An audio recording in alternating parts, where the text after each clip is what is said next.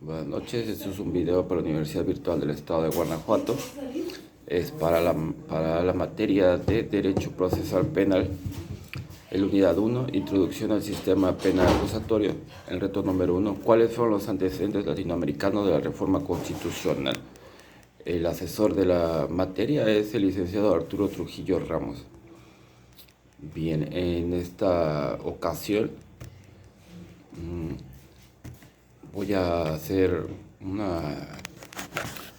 análisis de tres preguntas sobre un libro llamado Revolución en el proceso penal latinoamericano, difusión de ideas legales desde la periferia, del autor Máximo Lenger.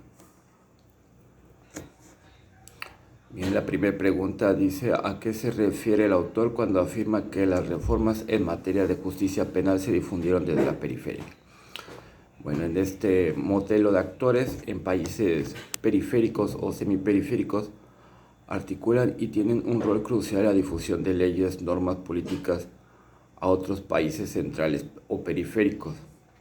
La difusión desde la periferia puede ocurrir o ser facilitada por muchos factores que varían dependiendo del caso estudiado. En algunos de estos posibles factores se incluyen problemas, procesos políticos, sociales y comunes, y shocks externos comunes. Otros factores que también pueden contribuir incluyen imposición, precisiones o incentivos externos, emulación. Los beneficios de la reforma pueden traer a las élites internacionales, transnacionales y domésticas, campañas de redes transnacionales, etc. La conceptualización y el estudio de la difusión desde la periferia como un tipo de difusión distintivo son importantes por al menos tres razones. Primero, la difusión de la periferia debe ser tenida en cuenta como una hipótesis o un grupo de hipótesis que pueden ser testeadas al estudiar procesos de difusión. Segundo, el estudio de la difusión desde la periferia puede proveer claves sobre cómo las leyes, normas y políticas públicas se difunden en ciertas regiones del mundo, específicamente en aquellas que no incluyen países centrales, tales como África, América Latina y Medio Oriente. Y tercero, la posibilidad de que la difusión pueda ser iniciada desde países periféricos o semiperiféricos.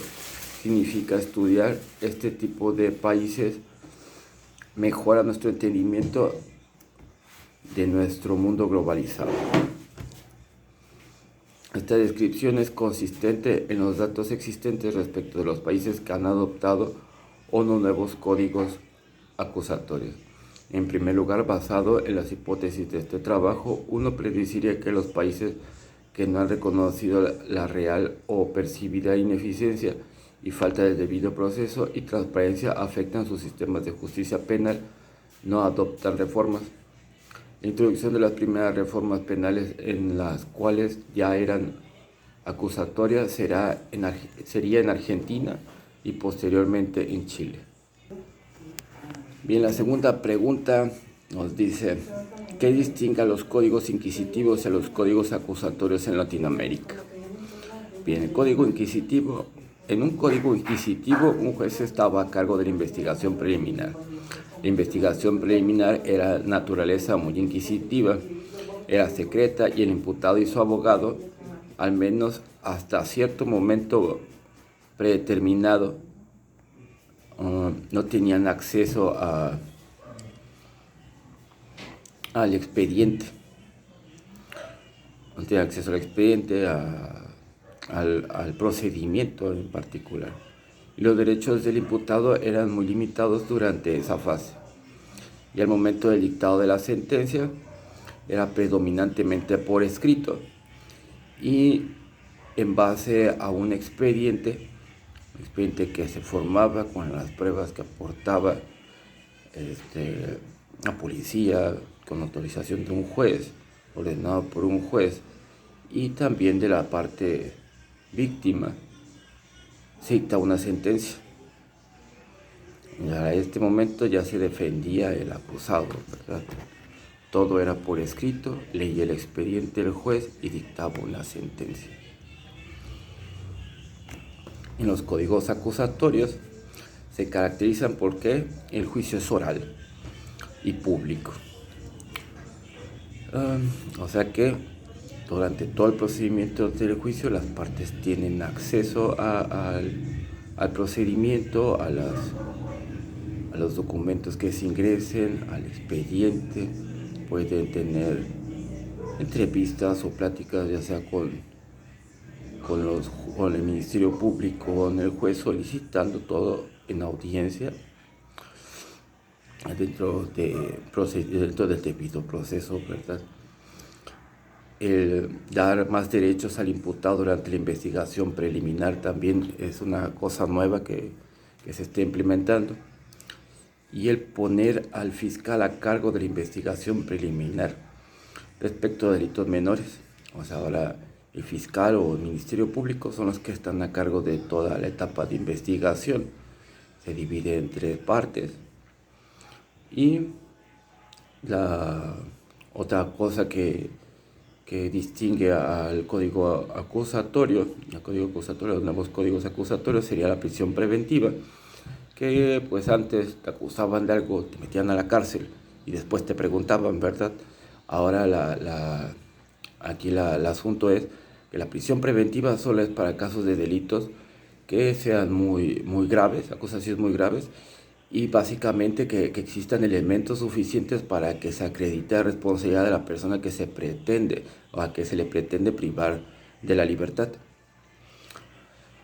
Y están específicamente descritos tanto en la Constitución como en el Código en los códigos procesales.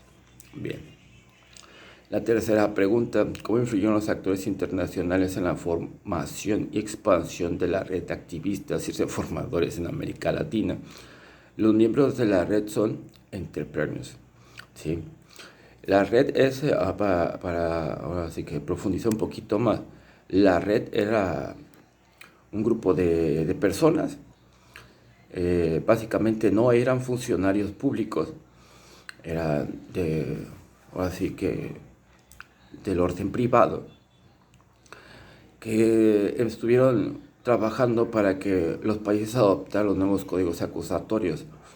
Bien, todos estos eran entrepreneurs legales que intervienen parte de sus recursos económicos, o sea, dinero suyo, las influencias políticas que tenían y simbólicamente sus esfuerzos por promover los códigos acusatorios y reconocer entre sí como reformadores de los códigos. 14 países eran los que participaban, 14 países latinoamericanos participaban en este movimiento. La USAID, que era una organización norteamericana para el desarrollo de países, pues así que menores que los Estados Unidos, y otros grupos internacionales miembros de la red. Organizaron congresos, seminarios, programas de capacitación y sacaron publicaciones para explicar a los líderes y miembros de las comunidades legales domésticas acerca de la necesidad de reemplazar los códigos inquisitivos como códigos más acusatorios. Además de argumentar a favor de los códigos acusatorios, miembros de la red enfatizaron que el proceso de reforma era una tendencia regional, con paralelos en Argentina, Italia y Portugal. Para esta época, estamos hablando como de los 80, ya existían códigos acusatorios en Europa, ¿verdad?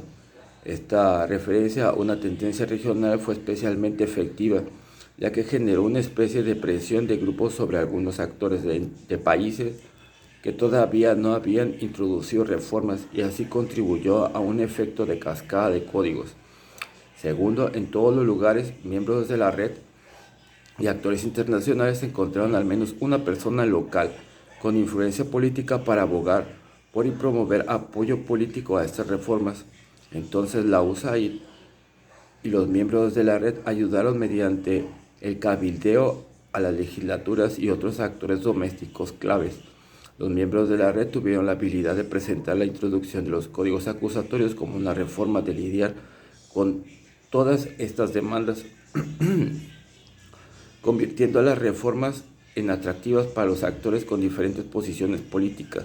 La naturaleza adaptable de estas reformas también las hizo atractivas para actores internacionales que justificaron su participación en las reformas como una manera de alentar el desarrollo económico, político e institucional en la región.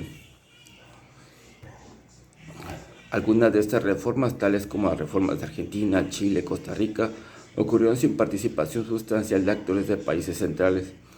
En estos casos, de difusión horizontal o semi-horizontal desde la periferia. Ahí aclarando, lo de la periferia es desde países que no son importantes debido a sus reformas, debido a trabajo que vienen haciendo. Los países centrales adoptan ciertas leyes o hacen reformas a sus constituciones, a sus leyes, pero debido a la influencia de países, como dice, semiperiféricos, ¿sí? Los países centrales pues reforman por las cosas que hacen los países menores, y la otra sería que los países menores bajo influencia de los países grandes, ¿verdad? Que es la más común. En otras reformas tales como las reformas de Bolivia, República Dominicana, Ecuador, El Salvador, Guatemala, Honduras, México, Nicaragua, Paraguay y Venezuela, la red de expertos activistas del sur jugó un rol crucial, pero las reformas ocurrieron con participación sustancial de actores de países centrales, tales como Estados Unidos, Alemania, España, que contribuyeron con recursos económicos, promoción y presión. Pues aquí ya vemos como lo que les decía, los países centrales que influyeron en países menores, en países periféricos, para que hicieran la reforma al código, a los códigos penales, y terminaran con esos códigos inquisitivos. Bien, ya para terminar, en primer lugar hay que destacar el hecho de lo referido en el libro. Es muy básico de las reformas hechas en el procedimiento penal mexicano. En segundo lugar, el hecho de la tardanza de México en adoptar un procedimiento oral, acusatorio y transversal. Y por último, que la reforma al procedimiento penal en nuestro país ya no ve diferencias entre jurisdicción, ya sea federal o estatal. O sea, hay países que todavía tienen un código de procedimientos penales federal y otro estatal, ¿verdad? Aquí en nuestro país ya es el Código Nacional de Procedimientos Penales, y el cual establece 3 etapas: la etapa de investigación, la etapa intermedia y la etapa de juicio oral. Además estableció la jurisdicción para la ejecución de sentencias. O sea, hay un juez de ejecución, el juez de control, que es el primero que encontramos inmediatamente una vez que esté lista la investigación. Y aparece dentro del procedimiento en las primeras 2 etapas. Ya es la etapa de investigación, la etapa intermedia durante la investigación. ¿Cómo se llama? La etapa extra de investigación, ahorita no recuerdo su nombre. Y por último, un tribunal para la etapa de juicio oral.